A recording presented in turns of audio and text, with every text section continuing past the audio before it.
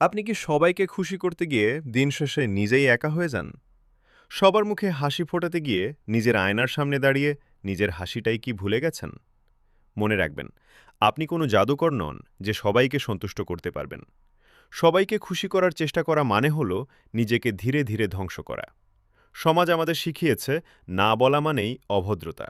কিন্তু সত্য হলো, যেখানে আপনার নিজের আত্মসম্মান বা মানসিক শান্তি বিঘ্নিত হয়, সেখানে না বলাই হলো সবচেয়ে বড় সাহসিকতা।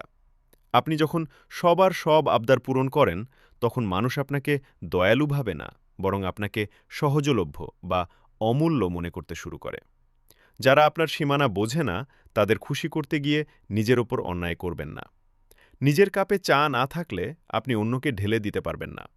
আগে নিজেকে ভালোবাসুন, নিজের যত্ন নিন। যারা আপনাকে সত্যি ভালোবাসে, তারা আপনার না বলার কারণটাও বুঝবে। যদি আপনি আজ থেকে নিজের শান্তিকে অগ্রাধিকার দিতে চান, তবে কমেন্টে লিখুন মাই পিস ফার্স্ট। ভিডিওটি শেয়ার করুন তাদের সাথে যারা সারাক্ষণ অন্যের মন জুগিয়ে চলে।